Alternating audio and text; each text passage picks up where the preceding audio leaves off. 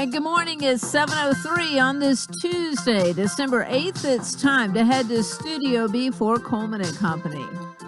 Hello, everybody. Welcome Tuesday morning. Glad to have you with us. And of course, we're glad to be on the air for Vanderbilt Wilson County Hospital.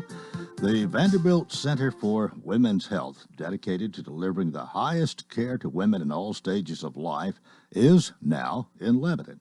The Vanderbilt Center for Women's Health provides a wide range of obstetrical and gynecological care, including annual well women exams and pap smears, preventive screenings, pregnancy care, and delivery.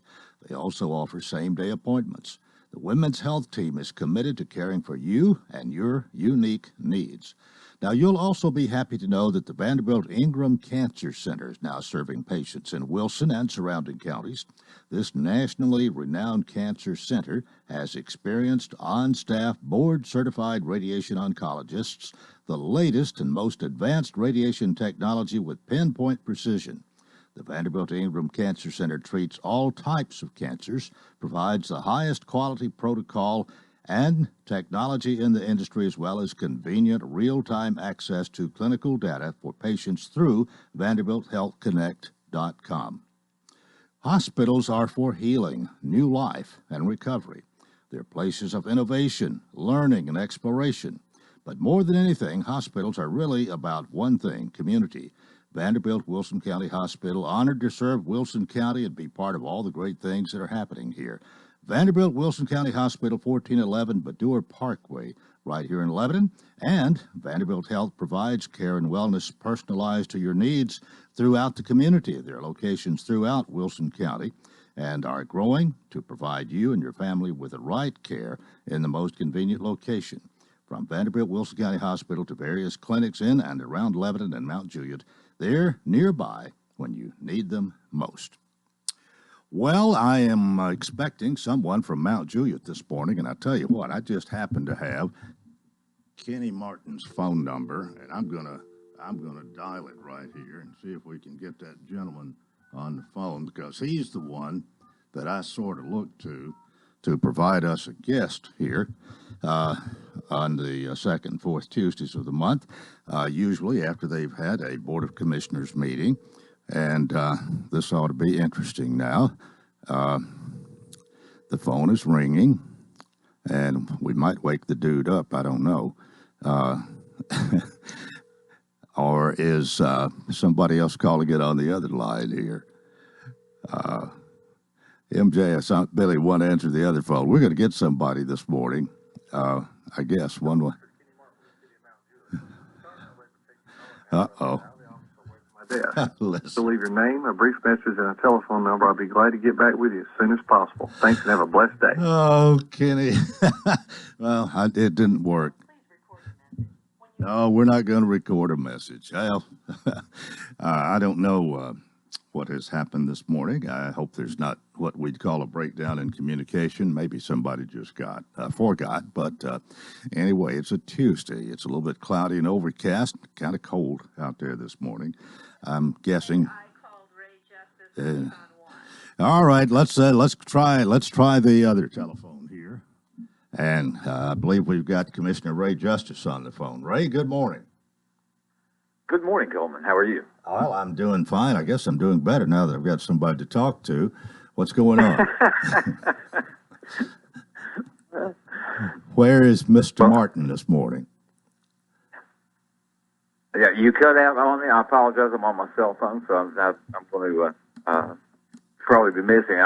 We're doing great this morning. Mount Juliet is cold, but we exist, and we're all happy, and it's almost Christmas. So. Did you have a meeting last night?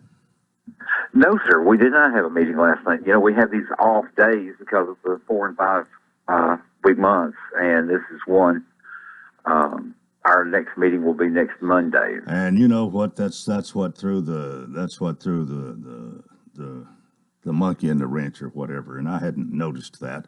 That is right. Every once in a while, we're kind of set in stone to have Vanderbilt Wilson County Hospital and one of their medical professionals here on the 1st and 3rd. And when y'all's meetings don't come on the 2nd and 4th, because actually, well, anyway, It does, but when the second doesn't line up right with the calendar here, and you got to look at the calendar to know what I'm talking about. But anyway, every once in a while, we kind of get out of line, and that's what's happened this time. But anyway, it's good to hear you, and you've always got good things to tell us about Mount Juliet. So what is on your mind? Oh, we're just having a great time down here. With the exception of the mask wearing, and I heard that there was a pandemic somewhere, and they were having some problems. But we're not having those problems in Mount Juliet. Of course, I just lied. We are, obviously, and of course, we're praying for everybody that has had this, and we pray that everybody stays healthy and safe throughout this holiday season, and Christmas, and even the New Year's, and hopefully we'll get a vaccine soon, and everything will be great and wonderful as we go into next year. Well, when you've had meetings here lately, have they been you had been there live in person, or you've been virtual? No, sir. We do a live meeting. We socially distance, and we take all necessary precautions so that it's not an issue for us as we go through the meeting. But our meetings have been limited just recently, just because of the new election and seating the new commissioners and the new vice mayor, and that thing, and try and take care of our folks as best we can. What's it going to be like to have a new mayor? I mean, obviously James Manus and former mayor Ed Haggerty are kind of different, maybe in their styles and in some of their thinking. I don't think they always think exactly alike. So I'm wondering if we see a little bit different direction. What's your perspective there? Well, it's going to be odd. James and I have sat next to each other for quite some time. And I have full faith that James will be able to run the meetings and do those necessary items that the mayor's taken care of without any problem whatsoever. He's a very intelligent young man. He's probably more, he is an IT guy. So, he's going to be more, I'm trying to think of the best way to describe this, but he's the kind of guy that's going to be able to look at the computer and be able to work through some of those type things, probably a little better than Ed and I might. Ed was a great mayor for a long time. Did a great service to the city of Mount Juliet. And I'm looking forward to some new blood as well. So we're just going to enjoy the ride. We have the same staff in place. I'm not sure we've talked with you. If we have, we haven't talked much since the election. And of course, you were on the ballot and got reelected. So I'm sure you're grateful to get to continue what you've been doing. Yes, sir. I mean, and one of the, we had some folks out there that said, well, we believe in term limits, and I do too. I believe in term limits as well. I believe that those term limits are dictated by the people who go out and vote.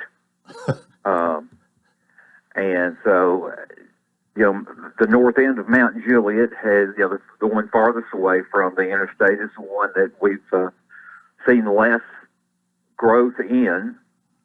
It is the oldest part of Mount Juliet. It's my district. And so, we're kind of in a position now where it looks like the north end of Mount Juliet is the one that's fixing to start seeing the growth. I've kind of staved it off to a large part over the years. I stood in the middle of Mount Juliet Road with my hand up saying, no, y'all just stay up in Providence and leave us alone down here. But now we're beyond that. Now we have to actually manage what happens rather than stop what happens. Well, you've got a new high school, and that's probably going to lend to growth on your side of town. Well, it already has, actually. That whole area has started growing. We've got the new high school, and I know it's going to sound odd when I say this, but a brand new car wash, the wash and roll up there. in my district, which they built to city standards, so it looks very nice. Christian Brothers is brand new in that area, right beside First Freedom Bank. That whole area is starting to shape it up and start looking really pretty and clean and nice. And now we've got sidewalks that we are having actually in the process of getting installed from Nonneville Road to Mount Juliet Road on both sides of the road. Well, growth is happening really all over the county, and Mount Juliet's no exception. But you've had it there. I mean, it started. I don't know when it really started, but there was somebody here the other day, and after we got off the air, we were talking about yesterday in Mount Juliet, and I mean yesterday, I mean maybe 50 years ago, when it was really, there was almost nothing there. I mean, Watertown was humongous beside Mount Juliet back then, and people have a hard time realizing now how much growth there's been in really a fairly short time. Well, and of course, we were incorporated in 1972. So we don't have the historical background. We were a community for many, many years, and that's one of the things we've always tried to keep in our mind as we move forward. Was we want to keep that sense of community, and so it's a little hard to do. In 2000, when I was first elected, we had about 14,000 people. Now you compare that today. 20 years later, and we're at 34,000. Mm-hmm. And I say that we haven't seen census numbers. They may come back, saying we're 40,000. We don't know. There's an estimate that we are at 34 to 36,000 people right now. Starting the truck, so I apologize for the noise in the background. I tell you what, this is a good place for me to kind of interrupt and say it's time for us to take a break. We're talking with Board of Commissioner Ray Justice from the city of Mount Juliet, and our program presented by Vanderbilt Wilson County Hospital. This is Coleman and Company, FM 98.9. And it's now 7:16. Let's see what's happening on the roadways. And it's all brought to you by Bates Ford. And they've got the low price tire guarantee on all tires every day up to 30 days after the sale. There'll be any competitors' pricing on the tires they sell. 1673 West Main. Now with traffic, here's Chuck. Good morning. Traffic's on the increase out here as expected on 65 down through Madison. There's a couple of wrecks being cleared, including that one at 4,000 block in Nolensville Pike. That's South Nashville. Coming out of Nolensville starts to get really busy this time of the morning. As you make your way up through Nippers Corner, traffic still looks pretty good right now. I-40 East here is Charlotte Pike. Hey, to cater your next holiday party coming up, call Princess Hot Chicken or go online, princesshotchicken.com. I'm Commander Chuck. You're on time traffic. Renewal happens here at Lebanon Center for Rehabilitation and Healing. Lebanon Center for Rehabilitation and Healing has experienced new leadership and a new atmosphere. Same location in the heart of Lebanon, 731 Castle Heights Court on the Castle Heights campus. Lebanon Center for Rehabilitation and Healing is providing 5-star clinical outcomes to short-term and long-term care residents. Call 615-444-4319 for a tour and to experience the new culture. Renewal happens here at Lebanon Center for Rehabilitation and Healing. The Dancing Lights of Christmas is back for their 11th annual celebration of the magical Christmas season at the Wilson County Fairgrounds. For just $25 per vehicle, you will experience the dazzling sights and sounds of over 2 million lights synchronized to some rockin' Christmas tunes without ever leaving the safety and comfort of your own vehicle. The Dancing Lights of Christmas, 5 p.m. nightly, November 13th through January 3rd. Don't forget to make plans for Primal Combat December 19th and MMA Championship Fight. For tickets and more information, visit Farm Bureau Exposition Center on Facebook. Attend both events and get discount tickets. Oh, here we go. Welcome, Coleman and Company, by Vanderbilt Wilson County Hospital. And on the line, I have Commissioner Ray Justice, City of Mount Juliet, who is also Vice Mayor. And Vice Mayor Ray Justice, that has a ring to it.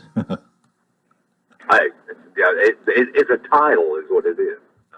Well, I'm sure you appreciate being elected or appointed to that position. That does mean when the mayor is not there, you preside, and there's a little bit of authority, I guess, that goes with being vice mayor. Certainly, there's the title, and which is it does show that they put confidence in you to make you vice mayor.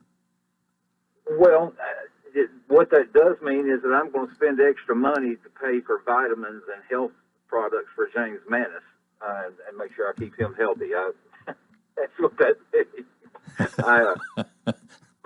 Vice mayor is, just, as you said, just means that I'll be able to handle things in James's absence. So, and it is appreciated. It is an honor. Let me throw out something here, and I don't know really how controversial, even if it's hardly controversial at all, but it does seem like it's taking an awful long time to get an insurance settlement for the two schools that were damaged in that tornado. I believe it's Stoner Creek and West Middle School.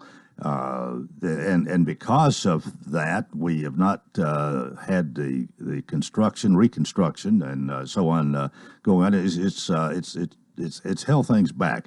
Now I know that's not something that you get greatly involved in on the Board of Commissioners, but it's still something that is you're concerned about, no doubt, in the city of Mount Juliet. Yes, sir. It is. Obviously, it's something we're concerned about. We worry about every day, and we had to drive by it. You know, there's two ways of looking at that. First of all, I mean, it is something that directly affects the kids in our city, and not just the kids that went to West Wilson Middle School. It's the kids or Stoner Creek Elementary. It's the kids that go to Mount Juliet Middle School. The kids that go to W.A. Wright. The ones that have been, kind of farmed out, if you would, to other locations. So there's a direct and indirect effect there. We have what we also, part of that is as people drive by daily, they still see that, and that's one of the hardest times that we at Mount Juliet have had to suffer through when that tornado hit, with the loss of life, the loss of homes. And so it's a constant reminder. It's like a wound that just won't heal as long as we're looking at that school. So it's an aggravation. Now, those that have dealt with government and insurance and things of that nature, we know, and bless your heart, that Donna Wright and Mickey Hall, we are so blessed to have both of them at the helm, and of course we're losing Mickey, but they are doing everything in their power, and they're catching so much, and I'm going to use a really bad word here. They're catching so much crap that is not necessary. They're doing the best that they can to muddle through this. Talking to Mickey and Miss Donna, Dr. Wright, they're moving forward, but they're moving forward at the speed of government, and that's just slow. Well, you and I have both worked in insurance, and of course, I think for both of us, mostly it was in life and health, and not in property and casualty. And sometimes I think insurance companies do get a bad rap. I mean, they're in business to make money, but most of these things are pretty much black and white. If so and so happens, then we pay so much or we do so much. And I'm not privy to anything that's going on here. I'm sure the insurance company's trying to take care of itself, but the school people feel like, hey, we've been damaged and we need to be paid accordingly. And other than that, I don't know. But I hate to hear of these things happening and prolonged settlements, because it does give insurance companies a black eye, and we all need them and what they do. It's too bad it has to be this way. What do you think? Yeah, I think that you're right. This is an absolute no-win situation. There's no way on earth that anybody's going to come out of this looking good. We had a tornado, so the city feels the pain. It killed the school system, temporarily. And so the school system's feeling the pain. The insurance companies haven't paid out a huge claim. And they're going to go by as close to the books as they can go. It's a process. The unfortunate part to all this is when it's right in your face, then it's a constant reminder, and it just seems like it's been prolonged. And 2 years from now, the school will be built back. It'll be as beautiful as everybody, all the kids going to school, and people will be writing about this and looking at their memories on Facebook about what was. So, right now it's in our face. We will someday forget it and move along. Right now it's there, and we just have to deal with it. But it's unfortunate. Mountain Juliet, we are growing, and we are so happy. We've got great people on board. We got Scott Hefner just got elected to District 3, and I'm so looking forward to the things that he's going to do, and that's in his district. There's a lot of building going on in that district right now. With the houses being restored, and fixing to see some new commercial growth on that corridor across the street also from West Wilson. Right. Ray, we don't usually have too lengthy conversation about Jude before we get around to talking about traffic. And I was just thinking about, I think Highway 70 is in, a lot of that is in your district there. And you've got 4 lanes, maybe 5 with a turning lane, I'm not sure. And I think there's a move afoot to widen the road towards this way, maybe up to where the school was damaged or whatever. But how is, and with more people staying at home, of course, some people have lost their jobs and this sort of thing. With what's been going on the last 6 months, traffic slowed down a little bit? Traffic is what it is. We've got a lot of people that go to Nashville work, and so they head that direction, and it does get stacked up. Now, with the COVID and people staying at home, we don't have the numbers that we've had. And so it has not been as bad. And actually, what you're thinking of, when I said West Wilson Middle School, you're thinking of West Elementary School. We have been working with Tennessee Department of Transportation to widen from Park Glen to Golden Bear, and that's the section that is at 2 lanes. So you're coming from 4 lanes going to 2 lanes, and we're going east towards Lebanon to widen all of that to 4 lanes. And we'll start seeing the growth head that direction as well as that's wide. That's also the section I was telling you about where the sidewalks are actually are being put in right now.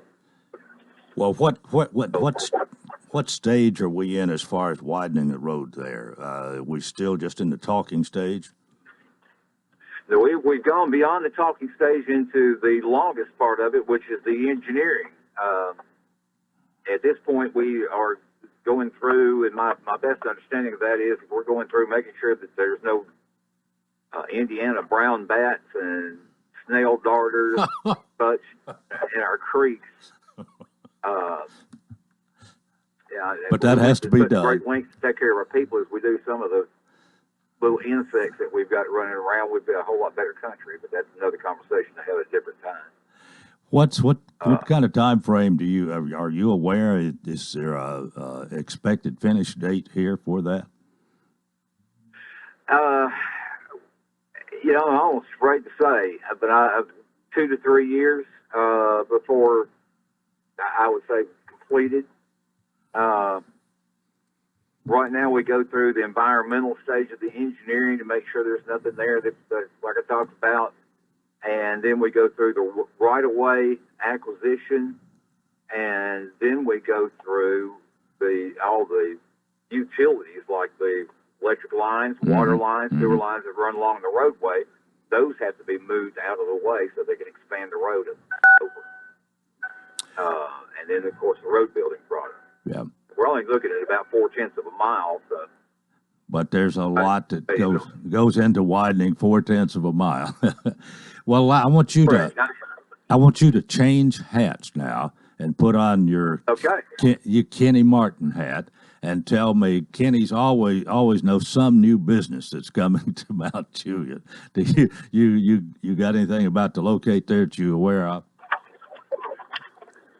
Well, we've got some buildings actually, Coleman, that are actually being built and put in, new buildings. You're probably familiar with the Myers family. The old boot barn building had burned down, and they have built a beautiful building in its place now. We've got, actually, I can't talk about somebody that's just purchased a piece of land, and they're talking about putting their corporate headquarters at that location, which is just up from Green Hill High School, actually across the street from Green Hill High School in that location. Mm-hmm. I'm trying to think of the new stuff that's going on. There's buildings and different things happening. Nothing specific on the north end of town right now, and I'm so out of touch. To be honest with you, I just can't do my best Kenny Martin annotation right now. Well, we'll give you an A- there. How's that? Okay. Well, I could sing Kumbaya for you. That's what I call him, Kumbaya Kenny.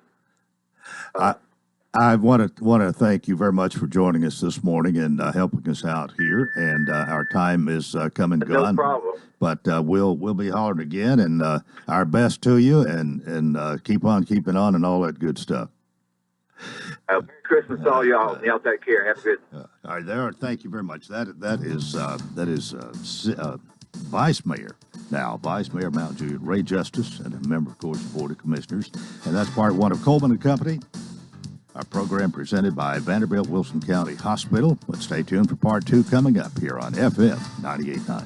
And it's now 7:28. Let's see what's happening on the roadways. Want to thank our friends at Absolute Kubota and Rental Land Pride. Quality tractor implements including cutters, finish mowers, box blades, tillers, and more. 5-year gearbox warranty. Extremely durable and well built.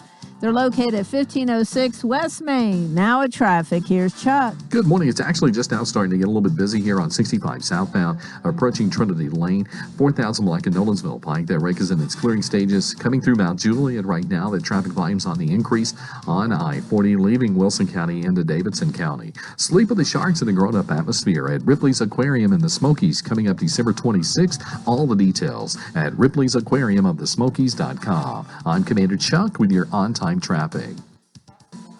Get excited for Christmas as you take a stroll through Fiddler's Grove Historic Village and see the buildings come to life with animated Christmas decorations. Bring your friends and family to enjoy this safe outdoor adventure. CDC guidelines are being followed. Masks encouraged. Hand sanitizing available throughout the walk. Tours available Tuesday through Saturday from 10 a.m. to 3 p.m. Now through December 19th. More details at fiddlersgrovetennessee.com. For the love of Tennessee, visit Wilson County and travel safe.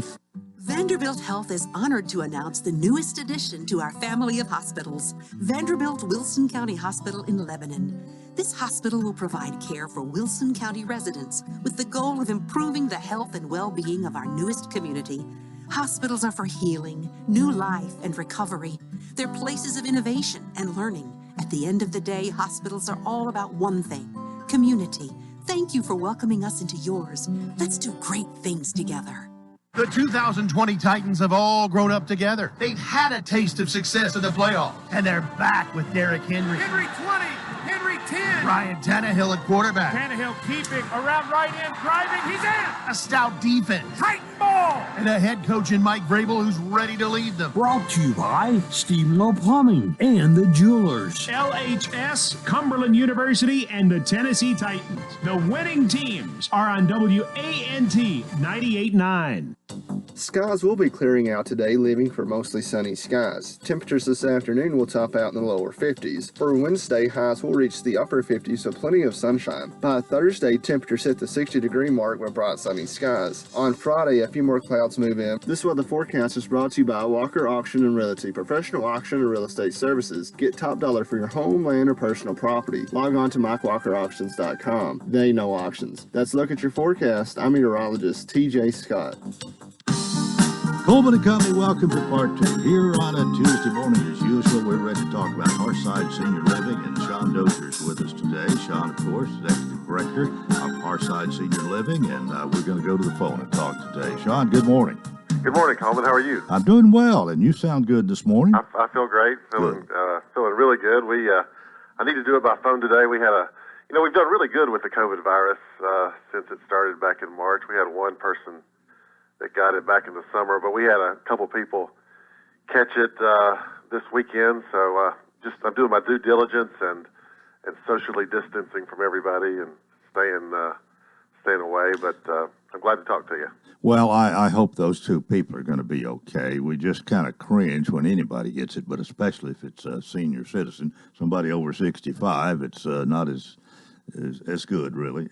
No, it's not. They're actually doing pretty good. We, once we find out, we have a process that we go through, of course, and the Tennessee Health Department, they're fantastic to work with, and of course our local Wilson County Health Department, of course WEMA, they always provide us with proper PPP if we need it. So everybody works as a team, and we're testing all of our staff and residents, making sure it doesn't spread. When we had it back in the summer, one of our residents got it. We quarantined everybody for 14 days, and it didn't spread. So that's the main objective, right, is to not let the virus spread within a community like this. So, we're limiting our porch visits now, our in-house visits. We're eating in our rooms for about 10 to 14 days. We're, not doing group activities. We're just doing individual activities, and we're doing a big cleaning, of course, over the weekend. So, we're just following what everybody else does and making sure it doesn't spread. Yeah, and the thing about it is, so many times I've heard, at least, most times it seems people don't have any idea how they got it. Who No, I know. We do contact tracing, and we're still working on that angle. But our staff, it could come in anyway. But I think everybody's doing a great job, and we've done a great job so far. We'll continue to do that and continue to take all the necessary precautions, and hopefully we're on schedule to get the antibiotic, or not the antibiotic, the what do you call it? Vaccine. The vaccine. Hopefully the next couple of weeks we're signed up with Walgreens, so hopefully that's going to really help everybody and get back to normal. Yeah. Well, you really have a great history at Hearthside, starting in 1994, and the rest is history sometimes, as we say. But you haven't rested on your laurels. You came up with the retirement community, and I guess people have been doing pretty well there, and they're socially distancing too, aren't they? Yeah, they are. They're doing great. We have 30 homes, of course, in our independent living, and that started back in 1994. We've still got a fantastic waiting list for that community. People love the idea of, kind of a turnkey home. We have a maintenance man 24/7 on call. We take care of the landscaping. We take care of the inside maintenance, outside maintenance. So it sounds too good to be true, but it's a wonderful opportunity for somebody, a couple or an individual who's just tired of the big house or the big farm, and they just want to downsize and live this season of their life where they don't have to worry about all that upkeep. So it's very popular, and we're continuing to give tours for the independent living homes. Of course, we still have rooms available in our assisted living. We're still taking admissions there, and we make sure we follow all the precautions. We do have a couple rooms that are opening up. So anyway, it's still business as usual, and we'll continue to get through this like everybody else. Well, let's just remind everybody, of course, you have hearthsideliving.com, the website, and they can always give you a call at 615-443-1994. And I know a lot of people do. You stay pretty busy, but you love what you're doing, and I think the people there love you, and so, I mean, how much more could you want? That's right. Usually it's one big happy family, unless we have, a bad meal or something. Of course, they get upset about it. No, we have great meals. In fact, my heart said hello is Charles Miller. He said, say hello to me today. So Charles Miller, he's one of our cooks. He's cooking this morning. He's my heart said hello. He said, make sure you mention me this morning. So when I walked in this morning, I said, okay, I'll okay. Charles Miller. I love the way you improvise in coming up with a hearthside hello. No, I did improvise. I walked in the door this morning. He said, "Hey, mentioned me on the radio this morning." So, hey, that was my. I'm not improvising, Coleman. I always have a heart set hello ready to go. All right. Okay. Well, you do. But how you come about it? It's kind of reminds me of how I come about some guests for my program sometimes. You pulled one out of the hat today from Mount Juliet. I think you were. Well, listen. Thank you very much for being with us, and we'll see you before long, and appreciate being on the phone with you today. All right. Have a great day. All right. That is Sean Dozier, and that is it for Hearthside Senior Living, again located at 215 Castle Heights Avenue North here in Lebanon, and a phone number 615-443-1994. Well, believe it or not, We're going to go to the telephone one more time this morning. We're about 21 and a half before the 8 o'clock hour. And today we've got Dr. Donna Wright, who is the Director of Schools for Wilson County, and she's going to be on the phone here with us. Dr. Wright, good morning. Good morning, Coleman. How are you? Well, a little, lacking in sleep. We had a meeting that went well after midnight, but other than that, I am good. How are you kidding me? Oh. No, I'm not. I know you would. You wouldn't kid about something like that. But after midnight, wow. Well, let's get into it. What happened last night? Well, we started with a work session at 5 o'clock, and it was solely dedicated as far as safety and security, going through as far as not only the process that we work through as a district, but down to the individual school, as well as our partnership with law enforcement. And all of it was precipitated with an incident that occurred at Green Hill High School early November, where a young man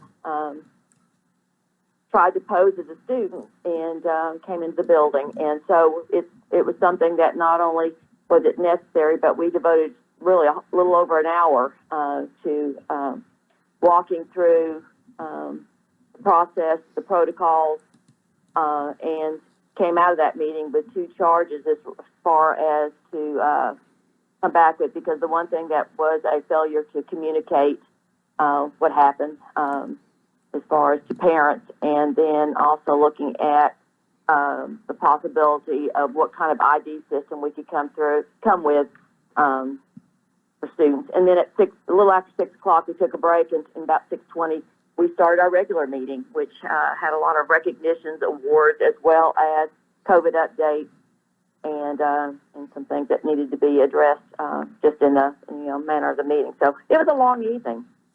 Well, you're talking about from 5 to midnight. That's 7 hours. Yes, and our board chair brought that to everyone's attention that we had been in meetings since 5 o'clock. And normally we have a work session, usually the Thursday before a regular meeting, but because the way the calendar fell coming out Thanksgiving week, we didn't have the opportunity to have that Thursday before. So it was a marathon last night. Well, there are some other things you need to tell us from the meeting that would be of interest to our listeners. Well, I think so. Besides just some general meetings, and we've been so, I don't want to say consumed, but much of everything that we worked through has been either the COVID updates, the impact on the schools, but we had some significant recognitions last night that we did devote time to, because sometimes we get lost in some of the complications of life right now and forget some really good things that are happening in the schools. We recognized a young man in Watertown High School that was one of 3 students in the nation that was recognized by Michael Dell, and you recognize the name Dell Technologies. Mm-hmm. And it was an international conference that Grant Irons, who is a student at Watertown High School, was recognized for his contribution as part of what's referred to as the Dell Tech Crew. And we have students that are earning industry certification by literally troubleshooting and repairing our devices, which, as everyone knows, that we are in a new world of having to look at how we can provide education now and instruction, and the use of devices becoming very critical. So Grant was recognized last night, and then we had a young man by the name of Aiden Britt, who came in. He is recognized as far as a state, in fact, the best of the state in cross country. He was recognized last night, but also he's a commended scholar as far as for national merit, which puts a student in the top 1%. And he is a senior at Lebanon High School and is committed to Ole Miss. And so we recognized him last night as, that scholar athlete. That's how I was referencing him last night. And then as we got into as far as my report, we had several things that, recognized our ACT scores. We hit a historical record as far as our achievement. And again, at this time where we're having so much disruption and the landscape looks so different, our senior class hit a 21.5, making us second as far as schools that are testing ACT out of 127 school districts, as far as looking at that growth. And then 53% of our students scored a 21 or better on the ACT. So that, again, is significant as far as that achievement. We also recognize Wilson Central High School. They were profiled last week on an international presentation on looking at social and emotional learning and how it impacts as far as looking at literacy acceleration. They had over 1,000 viewers from around the world listening to their presentation. We recognized 2 grants that we've been awarded for middle school STEM programs, which we are pushing back into middle school, which when we think of CTE, Coleman, it's usually high school coursework. And 2 significant grants awarded at West Wilson Middle School and Watertown Middle School with emphasis on coding and trying to give that pathway transition into high school. And then the big award last night was the National Distinguished School Award, which is one that only 100 schools throughout the country are nationally recognized for exceptional student achievement. And our school, W.A. Wright Elementary, was recognized last night as one out of 100 schools across the nation for exceptional student achievement. So last night, we spent some time, recognizing some significant achievement, not only for going down to an individual student, but also looking at accomplishments through ACT scores and then down to an individual school such as W.A. Wright. So that we needed to spend some time because sometimes, like I said earlier, we get caught up with so many other things that we're having to deal with right now. Well, it sounds like we got into the agenda. you really had a lot to recognize there and some very significant things. It's time for us to take a break. Dr. Donna Wright is with us by phone this morning after the meeting that went to midnight last night, and we've got a lot more to talk about in just a moment here on Coleman and Company FM 98.9. And it's now 7:48. Let's see what's happening on the roadways. Want to thank Bates Ford and regular oil change, only $24.95 up to 5 quarts of oil, tax and disposal, $16.73 West Main. Now at traffic, here's Chuck. Good morning. Traffic looks good right now as we check it out live here through Mount Juliet. All that traffic flow coming out of Wilson County into Davidson, 4,000 block at Nolensville Pike. They got one more vehicle to move out of your way on that earlier crash. Traffic has picked up quite a bit actually here the last few minutes up through Brentwood, Franklin, 65 North, up by Cool Springs Mall. Hey, to cater your next holiday party coming up, call Prince's Hot Chicken or simply go online, princeshotchicken.com. I'm Commander Chuck. You're on time traffic. Welcome to Hearthside Senior Living, Lebanon's unique senior living community designed for seniors to age in place, all within a safe, comfortable, and Christian environment. Beautiful retirement homes designed for an independent lifestyle with maintenance-free living. Hearthside Senior Living also continues the excellent tradition of assisted living for those seniors who need additional services. Hearthside Senior Living and independent retirement community and assisted living community all on one campus in the heart of Lebanon. Call 615-443-1994 for a tour. 71 degrees all the way. 73 degrees, please. So what's your perfect degree of comfort? We'll help you find it with professional Rheem HVAC service that'll keep your home comfy year-round, save on energy costs, and may qualify for utility rebates and tax credits. So enjoy a new degree of comfort. 72 degrees, and I'm good to go. Financing available through TVA's Energy Right program and your local power company. Call Randy's Heat and Air 237-3604. Coleman and Company, thanks for joining us, and our thanks to Dr. Donna Wright for being with us this morning. But she's a busy lady up till midnight with a meeting last night. You got something else coming up at 8:15. You're telling me during the break here, but we continue. And another issue that we need to talk about this morning, Mickey Hall, who's been deputy director and been around for a long time, has submitted his resignation, and I believe that was part of your meeting last night. Yes, Coleman, and it. As we sort of moved through the meeting last night, there at the end, I recognized Mickey Hall for not only his service, an exceptional service, but also looking at as far as 28 years dedicated to Wilson County. And, and it's no secret that when you look at what he has contributed, not only being, deputy director over budget and finance, probably one, if not one of the best in the state when you look at school finance, because it's a whole different landscape when you start looking at school budgeting and looking at just the finance from the state level, including the federal level, and then maintaining that all the way down to the local funding. But also, he has been the major contributor as far as when you look at just the operations, everything from facilities, when you look at the maintenance of those facilities, but then also looking at the massive construction program that this district has been through, particularly when you look at the last decade and the number of schools that not only have been built, but even continuing and planning into the future. So one that I can't say enough as far as Mickey Hall's contribution to Wilson County schools, and we recognized him last night.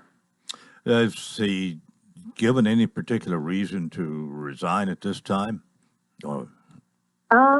What he has shared that he's really looking at some other opportunities, particularly in the private sector. And again, he's got a wealth of knowledge and experience that that he can take with him. And as I said earlier, anyone that has that expertise, particularly in and around a large district operation, they've got a wealth of experience there. So after 28 years, and I've said this, speaking to you earlier, it's tough right now. We're going through a time that no one's been trained, has a background, experience, and if you look at any kind of business operation, everyone's struggling, and it's no different for a large operation school system such as Wilson County. Well, let's one of the things that's kind of been a sticky situation, maybe this insurance settlement, which still hasn't been accomplished, as I understand, and it has to do with those two schools damaged in the tornado. So, if you will, give us an update there. Tell us what you can about that. Okay, exactly. And also, I was listening to your earlier guest, Ray Justice, as he was even walking through it, and I couldn't really have agreed more, because it is a sticky situation. It's one that it's not an easy process. Anyone that's ever dealt with insurance and adjusters, and because right now we're 8 months out, and I know that everyone's, if they're going down Mount Juliet Road, they look over there and they look at that complex, and it is an eyesore. But I also remind people, if you look directly across the street, we still have individual homes and businesses that are trying to recover and still have the blue tarps. With all that to say, that we have been in an ongoing process of working not only through sort of the third party NFA, which is the National Fire Adjusters, that have worked with us on this, as working through travelers insurance. And so we are now at a point that, as we're working and processing this, that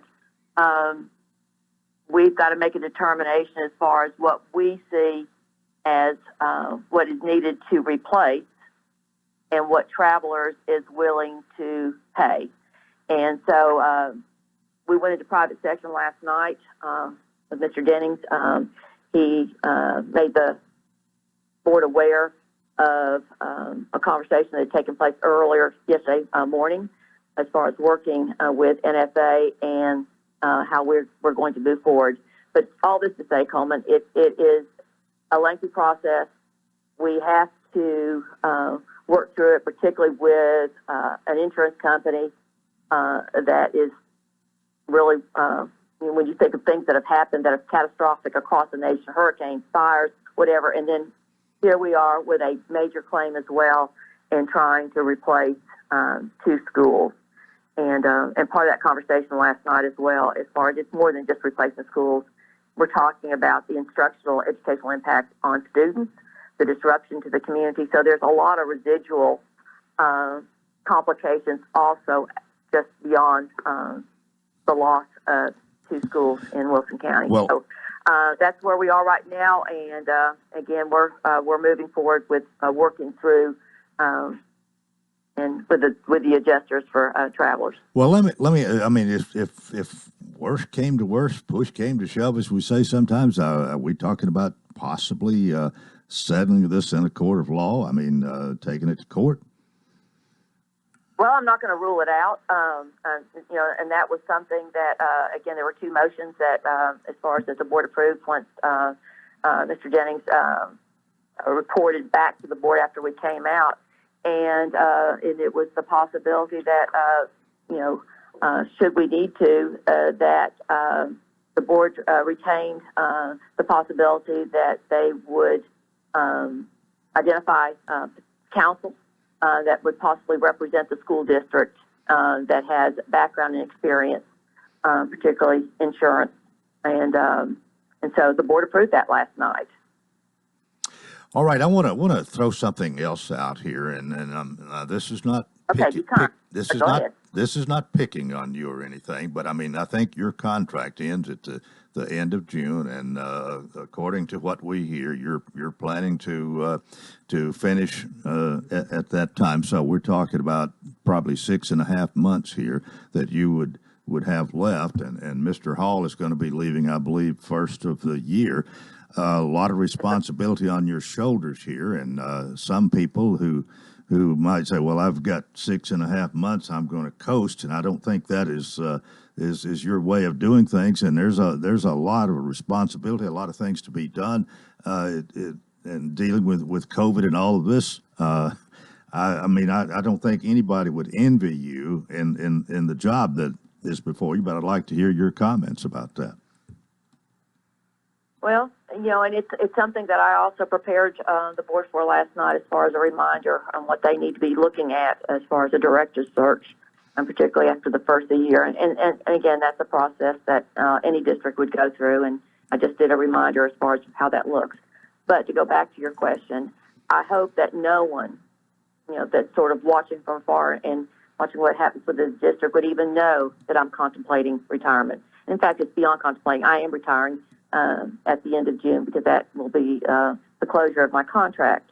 My effort, my commitment to this district, you will not see me miss a beat, because this is where my heart is. This is where I'm committed, and every ounce of my being will be committed to make sure that we forge ahead, get through this what I call the dreadful time, which is my moniker for COVID, take care of our teachers, and our support staff, and make sure that we are giving our very best effort for our students every day. So, no, Coleman, I'm hoping that anyone just watching me would have no idea that I'm looking at retirement on June the 30th. Are you and the school board, 7-member school board now, would you say pretty much on the same page? I mean, is there, I know none of you agree on everything all the time, but are you pretty much in lockstep and really got your shoulder to the wheel to finish things here and get through the school year? I love the way you put that as far as the shoulder to the wheel. Yes, I think so. And in fact, if anyone goes back and looks particularly at the last 2 or 3 meetings, hard decisions, and particularly you'll get 3 new board members coming on, and no one would have had any idea that they would have to, not only learn the process, be a part of, a group, 7-member board, but also what's in the best interest of the school district. And I'm so proud of this board, because they've had to take and make some really tough decisions. I've had to present information to them as far as this is what and where we need to go, and if they face criticism, we have some loud voices out there that they don't understand that we have to look across the district and what we need to do to support 19,000 students, as opposed to looking at individual areas of the district. So yes, I'm proud of this board. The new members joining the veterans and making some tough decisions and working together. We've got about a minute and a half left this morning, and I think we ought to mention the Christmas break and maybe talk about the schedule and what we can expect from now till then, and then about the startup of school in 2021. Yes, and can you believe that we've gone through, as far as it's hard to believe that we're now right at the end of 2020, but the last day of school formally is December the 18th. And right now, as I've shared with the board last night, we monitor our numbers every single day. And it's something that with this virus, we were already doing close contact tracing even over the weekend because as reports would come in. So right now we have 8 schools that are on remote, meaning that the instructions provided at the home and 2 of which are high schools. We will be looking at today's daily attendance as far as looking not only student attendance, but also looking at staff attendance. Yesterday, which was a Monday, and with 8 schools on remote, we had right at 141 teacher absences, and 10 of those were not filled as far as having coverage with a sub. So that really looks, as far as it will help us and give us information as far as moving forward between the end of this semester. Coming into 2021, and we return back January the 4th, we will be in the same schedule, hopefully. But again, we'll have to look at what the complications might be, even over the holiday break and coming out of Christmas. But we will certainly address that. But 6 through 12 will still be in a hybrid schedule. As far as splitting our student population by at least 50%, so we do not have the numbers.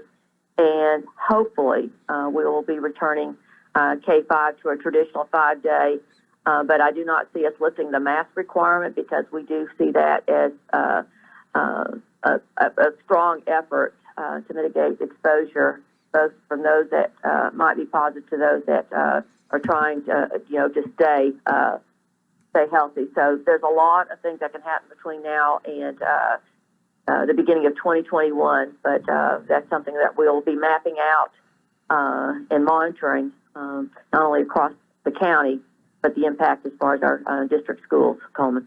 Well, we are out of time. Thank you so much for being with us never. today, and we'll do it next month, and we appreciate it much. That's it for Tuesday. Join us tomorrow. Till then, I wish you a terrific day.